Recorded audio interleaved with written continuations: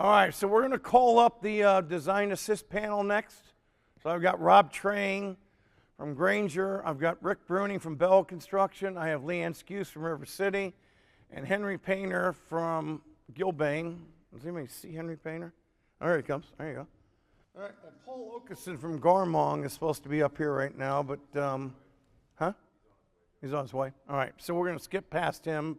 So Rick Bruning is the Director of Justice at Bell Construction Company. Rick is a seasoned expert in the justice and corrections construction sector with over 35 years of experience and involvement in more than 150 projects across 21 states. Wow, okay. So Henry Painter is a senior project executive at Gilbane Construction Company. Henry is a highly ranked national builder in the justice market, established in 1870 and still family owned.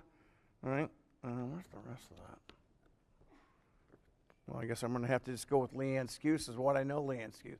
So Leanne Skuse is the president of River City Construction Company, general contracting CM firm out of East Peoria, Illinois. All right, I think you've been president now for 4 years, 5 years. All right, and they've been doing correctional work at least from the 1980s. Right, they built state prisons, county jails across what, probably 4 or 5, 6 different states. Right. And then we have Rob Train from Grainger Construction out of East Lansing, Michigan. They've done a lot of state prison work, especially with GEO and the state of Michigan. Several years ago, they branched out in the state of Ohio. They've done probably, 14 or 15 different county jails and state prisons there. And if Paul Okeson was here, I would tell you that Paul Okeson is the president of Garmong Construction Company, based originally out of Terre Haute, Indiana. I think they just celebrated 75 years a year ago. But Paul's now the president of Garmong. He's based out of Indianapolis, and he's always late for his own funeral. All right. So we already have some questions that have come in for the Design Assist panel. But once a question gets asked or answered, if you have a question out there, hey, do we have Sandra's group? Do we have the live microphones ready to go to somebody who's got a question in the audience? All right, huh? Pretty much.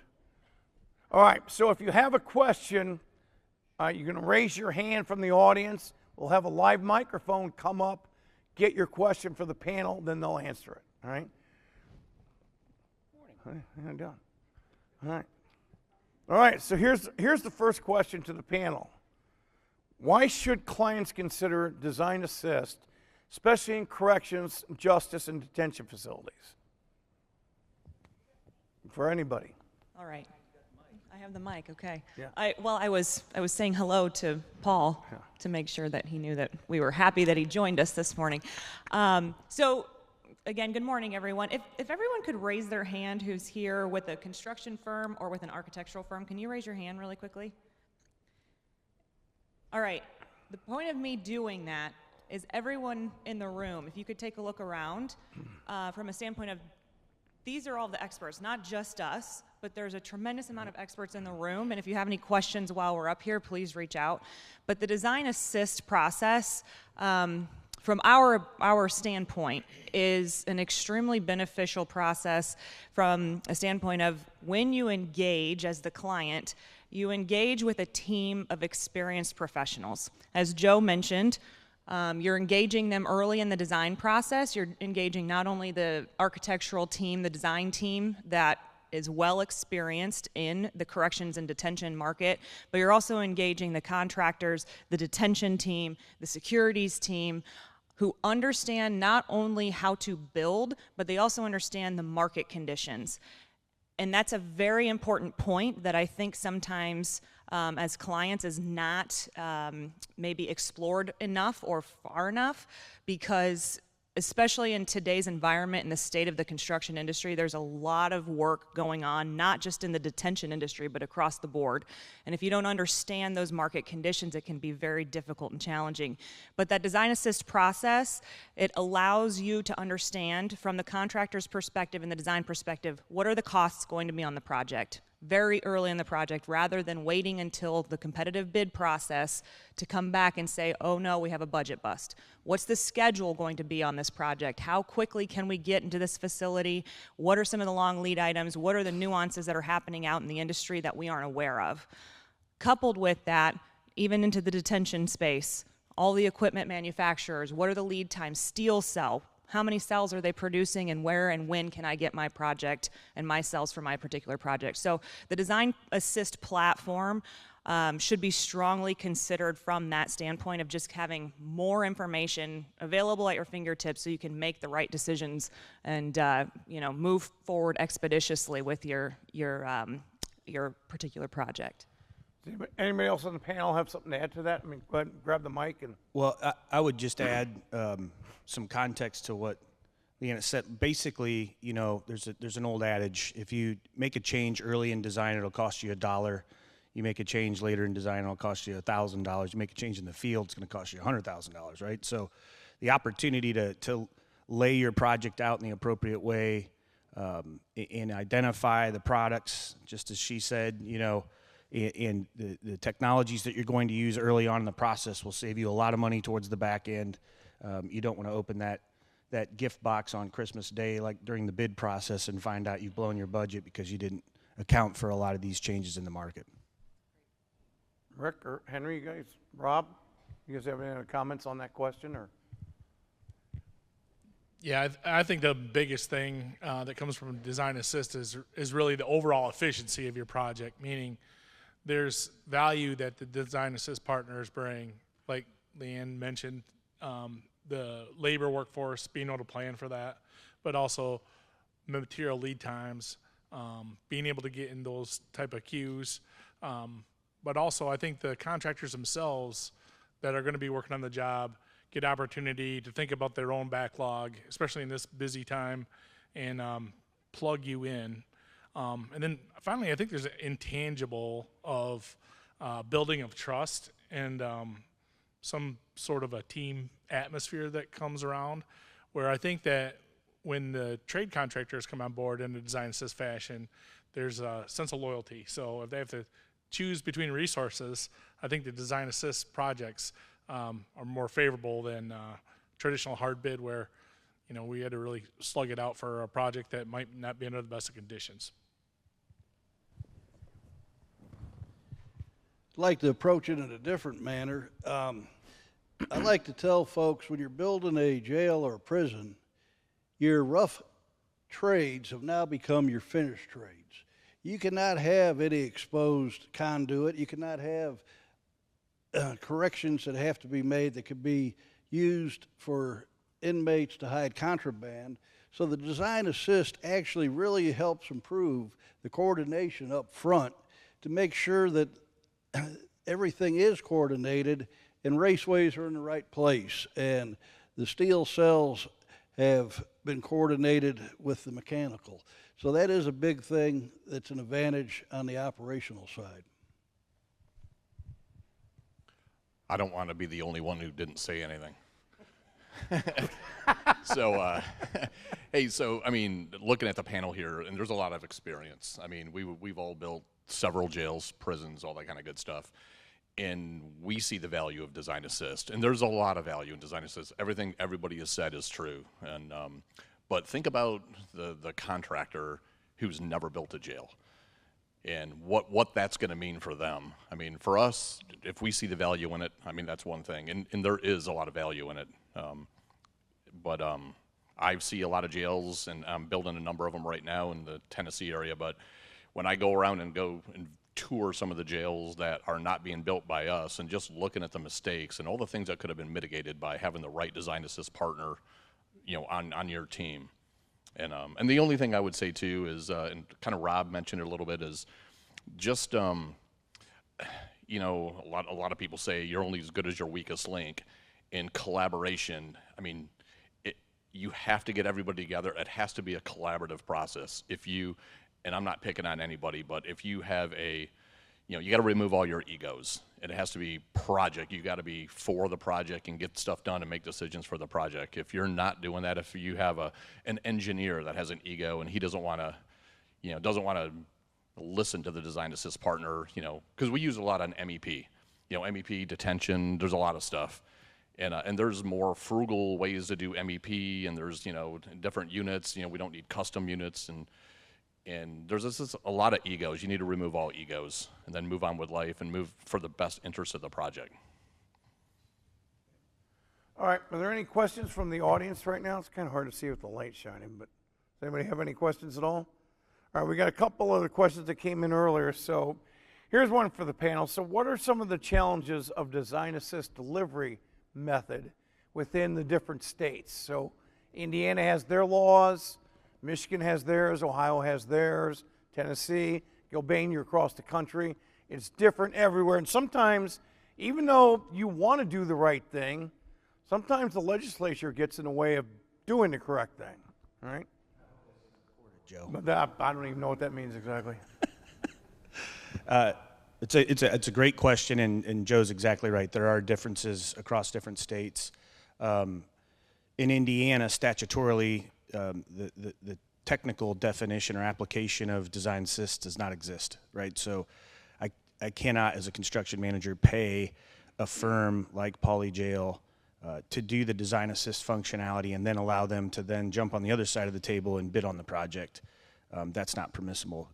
We find ways to work around that and still get the same advantages, which is what we did on the Build Westville project, where it's sort of like doing an early site package. You kind of do an early release package that allowed us to sort of hire that process out and allow Poly-Jail to help assist the design team in laying out the project. So you do have to be mindful of what your the infinite wisdom of your legislature decides that you can and can't do. I do think it's also worthwhile to recognize that, and this is not a political statement, but really you do have the opportunity to I'm sure there's, you know, agency groups or trade groups within each state in which we all participate to lobby your legislature and make those changes. We made some significant changes to the construction management statute in Indiana last year that I think are for the betterment of both contractors and owners alike. So be aware of what those nuances and those differences are, but don't shy away just because it's law today. It doesn't mean it has to be that way tomorrow. And I think that we need to keep in mind as sort of an industry that iterations and changes and evolution in the way we apply legislation to what we do for public works projects is something we should all be mindful of and look to make changes to that are mutually beneficial to the contracting community and to our clients. So from the state of Illinois perspective, design assist is very similar. It is not recognized as a formal delivery. And Joe mentioned design build is really the only procurement rule in the state of Illinois.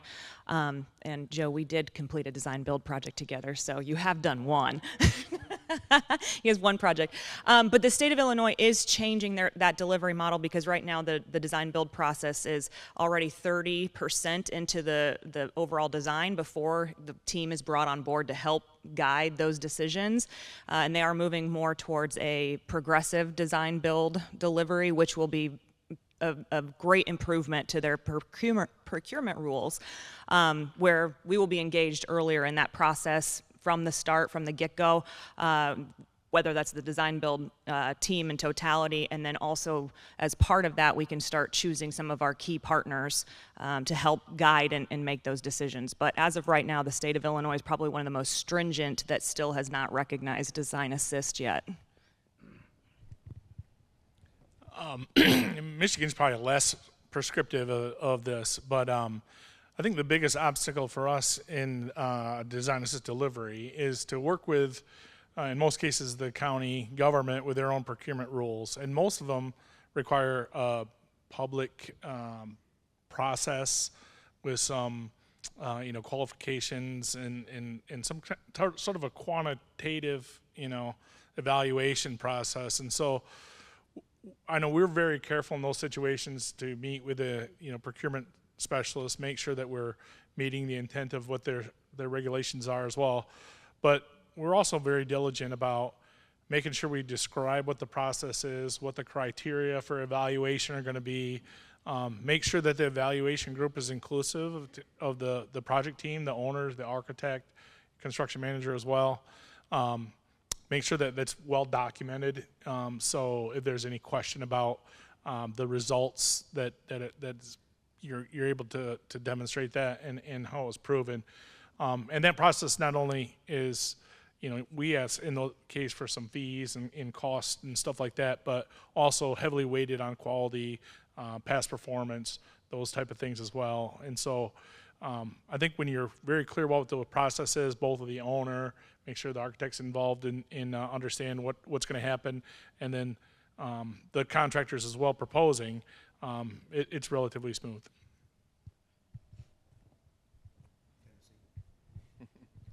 Yeah, Tennessee's about the same as everyone here. It's not very prescriptive. We use it quite a bit. And part of the problem sometimes is, when we're doing a CMAR project, we're going to bring someone in before we have a GMP. So we're going to start to, let's just say shell out money to bring a design assist partner, before we have a GMP, before we have our contract really, executed. But since Paulie does it for free, I mean, it's not a problem.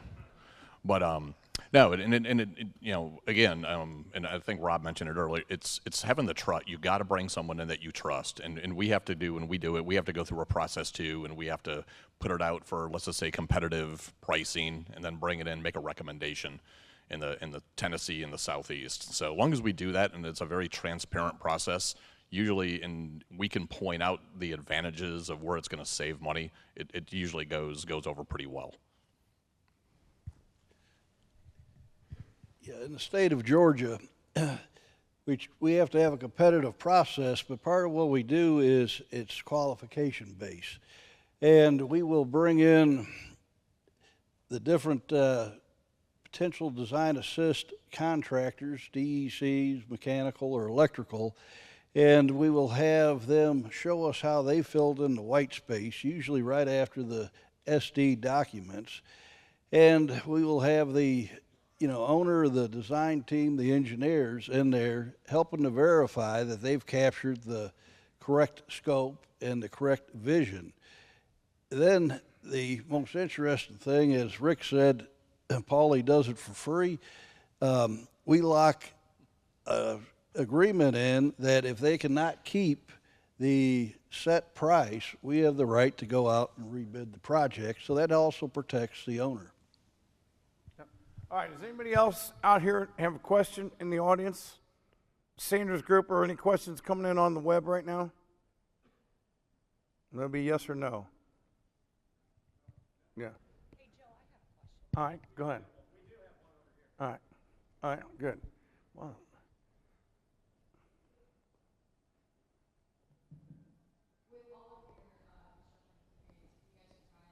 An example of something that you can share that was avoided by catching it earlier in the process.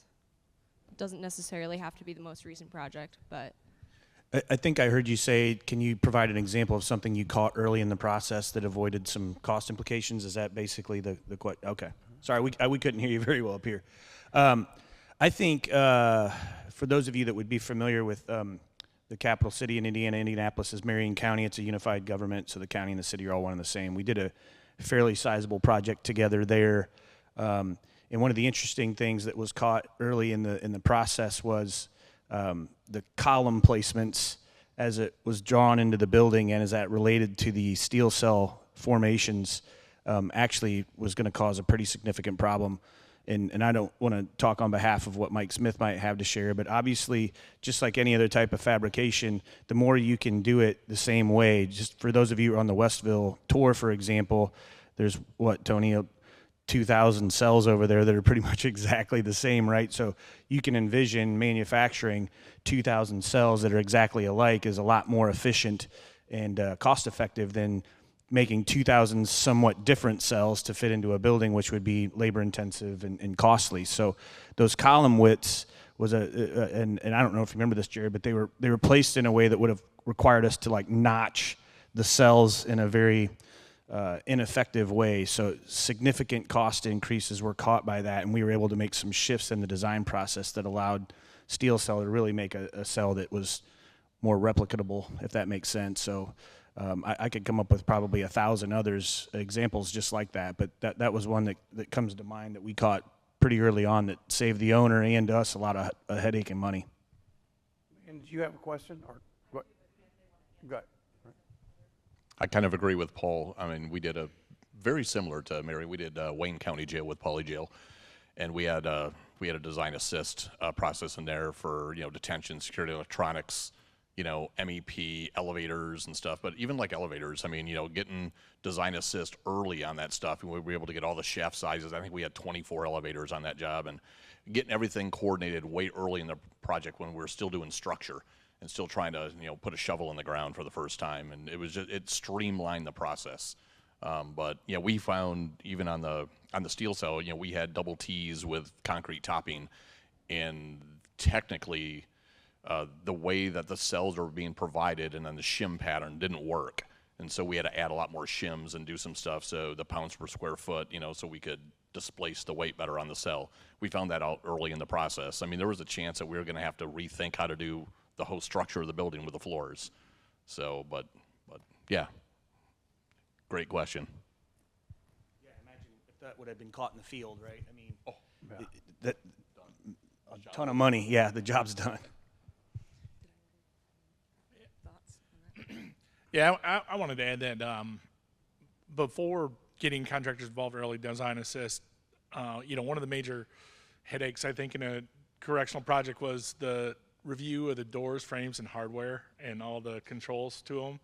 And so can you imagine you're trying to build the project, foundations are going in the ground, and then we get shop drawings, which are the detail of what all the doors and hardware and all that's going to look like, and then we sit down with the people who are going to operate the jail and go through each and every door and say, you want it to swing in, you want it to swing out, how do you want it to operate? There's a number of different nuts and bolts. In that meeting, it's exhausting. It's very long, maybe several days, but it always generated hundreds of change orders. And the net to the project may not be a big cost because there's additions and deletions, but it's just a flurry of change, which is difficult to manage, and it just creates the higher,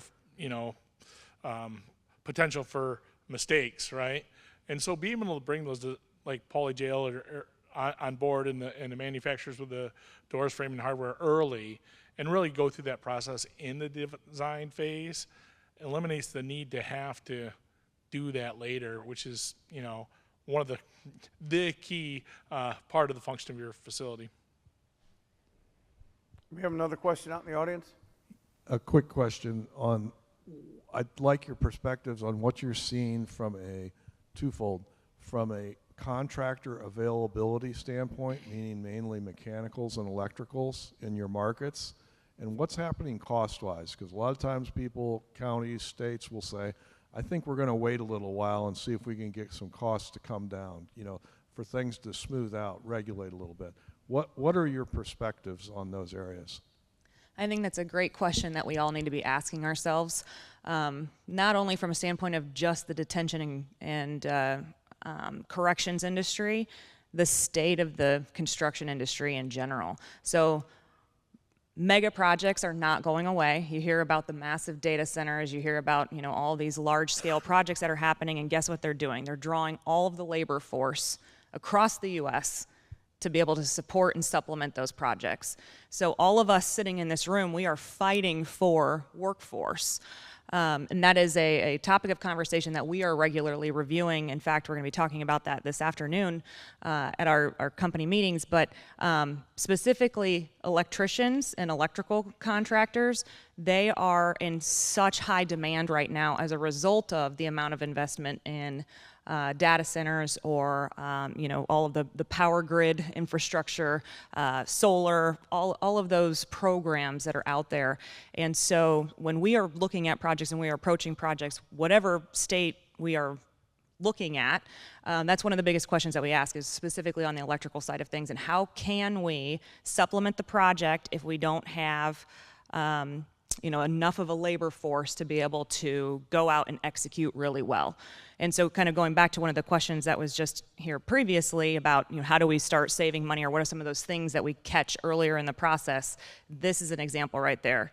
And analyzing what's the labor force, what's the subcontractor market, how do we overcome those challenges, and what are some things that we can incorporate into that design in order to be able to do that. So one of the things that we have incorporated and worked with our partners at Goldberg Group out in Missouri and in Kansas is how do we start prefabbing a lot of this work on the backside, so that way all we're doing is quick connections to the cells rather than stick building everything in the field. So we're trying to also incorporate and bake in innovative ideas on how we can accomplish these builds quicker, faster, and overcome that labor force challenge. But that's an excellent question that we all need to be addressing, because the state of the industry is only going to continue being busy. Yeah, it is a great question, and I would tell you that schedule and cost, right, have what took us 18 months, 8 years ago to build a 150,000 square foot, 500 bed jail now takes 30 months, right? So that's obviously going to cost you more money. I think the interesting thing to note, though, at least what we've seen in Indiana, is the rising cost is really due to the trades, not the detention equipment industry, right? The jump in cost is really from a trades deficit. There's just less people available.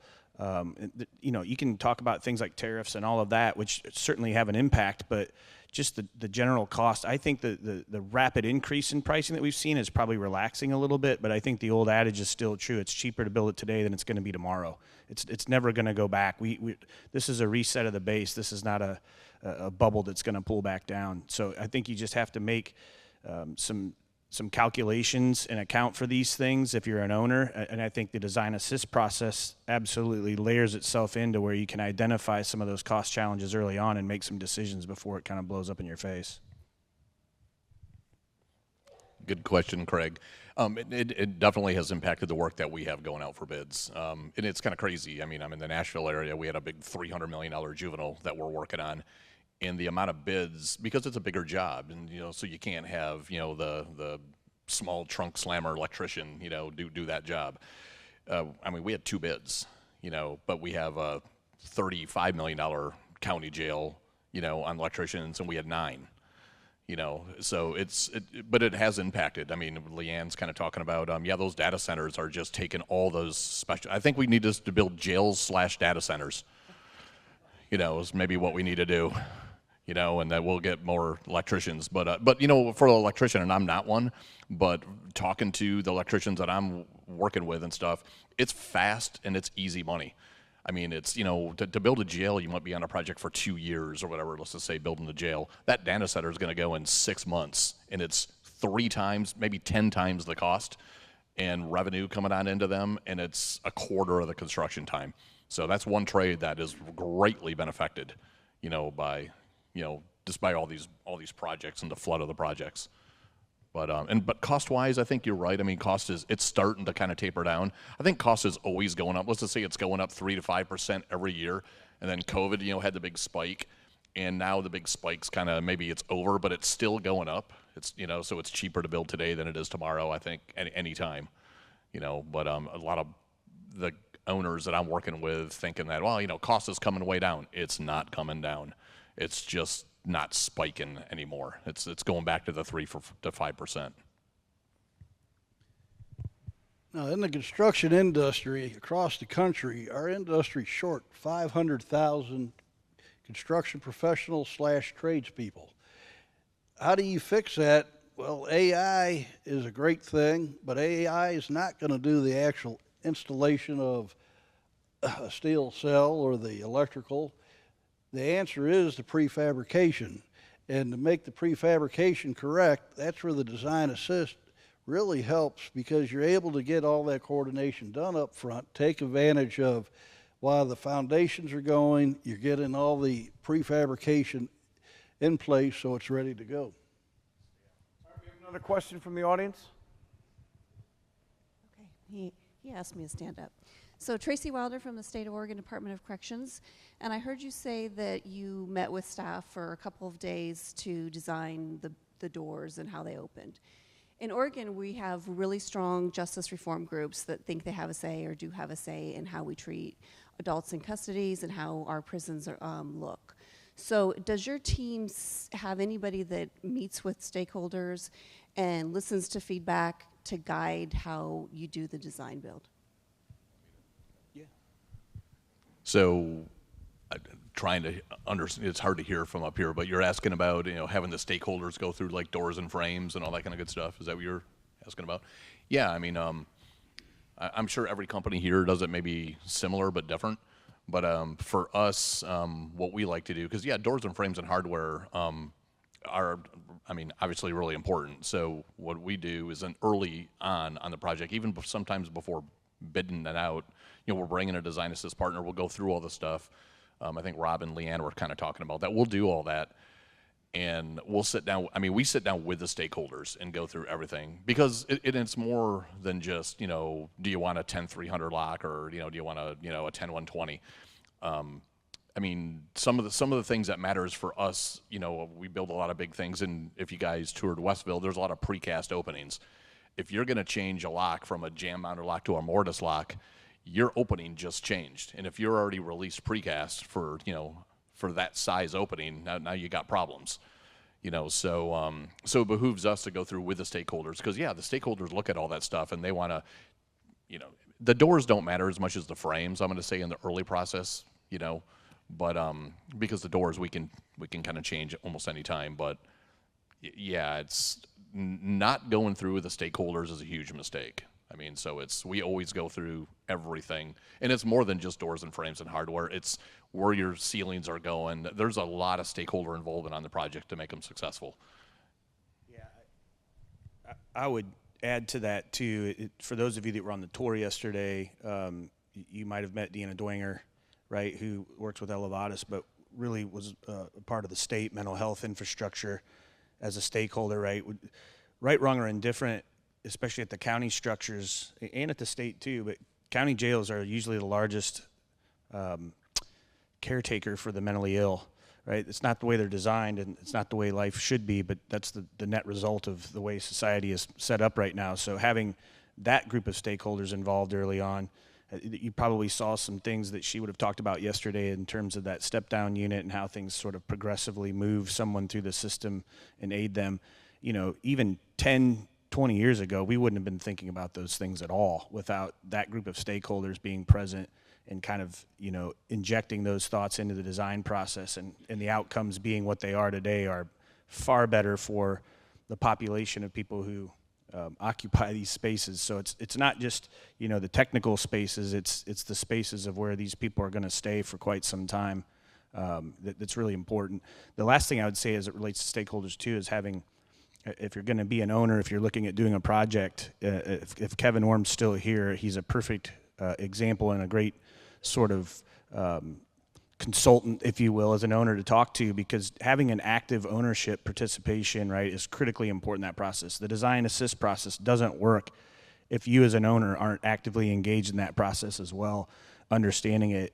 Kevin's team at the Department of Correction in Indiana, present at every meeting, not only participating in the discussion, but help leading that too on behalf of a whole swath of stakeholders that can't, you can only have so many people in a meeting to get things done. So being an active owner in that process is pretty critically important too. Yeah, I was going to say and one of the things, and we probably haven't mentioned, is, let's just say it's the county, having a transition team assigned to the project. And I know Porter County's in here somewhere, right? There's Porter County. So that was my first project that I did.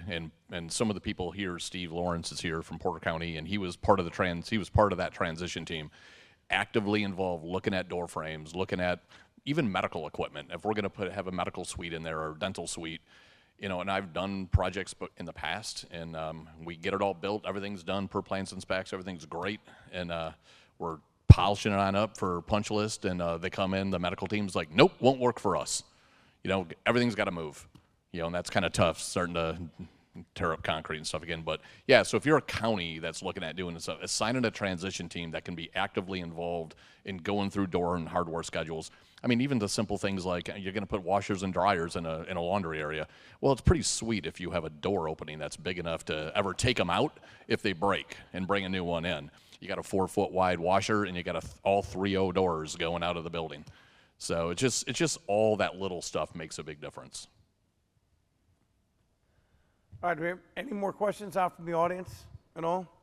All right, I have one question for the panel, and I think, especially when we just talked about labor shortages, and we all know what happened about 20, 25 years ago when I was in high school and college. All the high schools had trade shops. We had shop class, right? So guys learned how to become mechanical guys or electricians or laying block or masons. Then we closed them all down. And I think right now, if you talk to any of the trade unions, they'll tell you we probably have what, a 20-year gap of filling. You know, half the masons in this country are 60 years old, getting ready to retire. We don't have any guys in the 50s and 40s, right? So based on that, and based on the cost of everything going up, I think, and we can speak from experience, having done now with you guys and other CMs, probably 15, 20, 30 different design assist projects. Speak to the fact of how you can save the owners, right? Taking a set of drawings, typically that are probably 50% done, so the engineering's not done, drawings aren't done, but we have to give a not to exceed number. But the design assist process allows you then to come back and save the owner money, right? By getting the right team. And just like Lan said, if I don't have the masonry contractors, it won't matter what the bid number is, right? So how do you guys address that on all your correctional projects?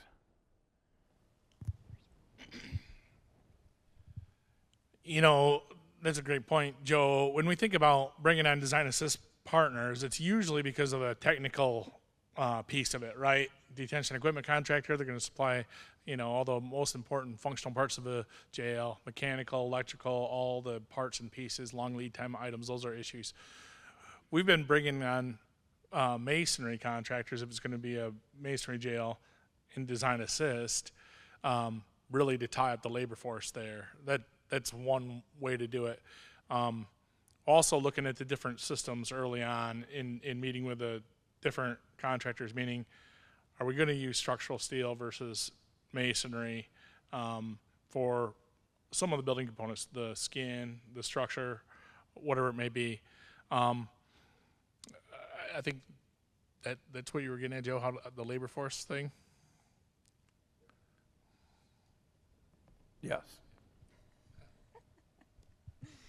To couple what Rob just said, you know, one of our projects that we're currently working on right now with one of our clients, it is a detention facility for a county, and we're evaluating that right there, masonry versus steel cell. Well, we don't have a strong masonry labor force there. We know that. The client doesn't know that.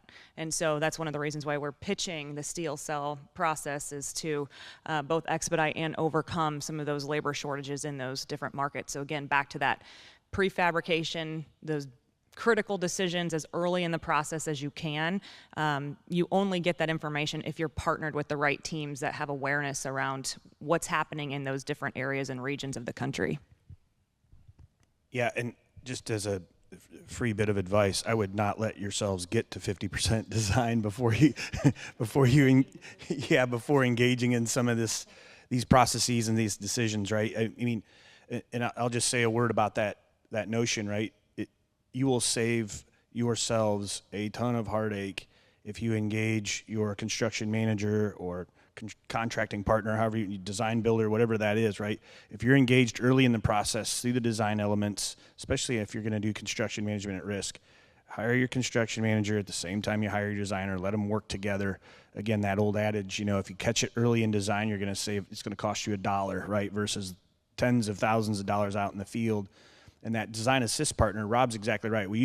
It's the more niche or technical or specialized areas where you typically engage them, but the cost implications that are caught in that at least allow you as an owner to make some informed decisions and pull some levers and understand what those impacts are going to be early on, as opposed to figuring that out after you've already spent all your money on the design process and you're getting ready to go out for bid and you realize your budget's blown. So I think, you know, there's a lot to be said about the topic, but my advice is engage early, figure these things out very early on in the process so you can start to make some plans and some contingencies so that you can still, you know, assign yourself some form of a project. Couldn't agree more. I mean, there's there's strategy in everything that we all do every day. I mean, there was strategy. Do I use the restroom before I come up here or afterwards? I mean, there's strategy. Who do I bring on? Is it precast for steel cell versus CMU? I mean, there's strategy in everything. And the labor force, like you talked about, it's tough. I mean, so we look, when I look at a job, I mean, we had Humphreys County that just bid, and we look at all the people that were bidding it and who had the bandwidth to do the job, and we partnered with the people who had the bandwidth to do the job. So yeah, I mean, and that was just a strategy that we employed. So yeah, it's tough right now. There's not, I think it's getting better than it was. I think the last 10 years it's been rough. I think it's getting a little bit better now and getting some people trained, and the labor force is starting to build back up a little bit, but there's a gap. So. I clearly went before I came up, so that's why I was late. I did too. Excellent strategy. Yeah, with Gilbane, we actually have a supply chain group that monitors nationally and locally what the market's doing, what the trade's capacities are, and where the commodity futures are.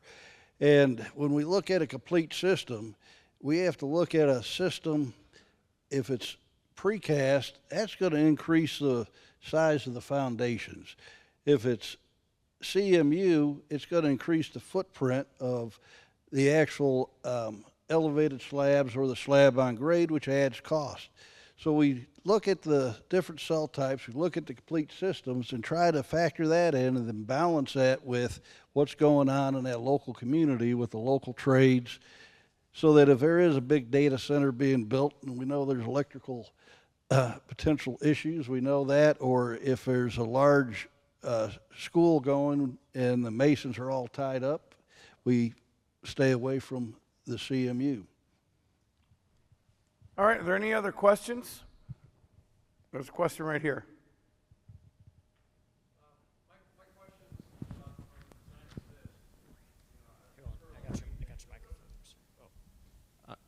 Sorry.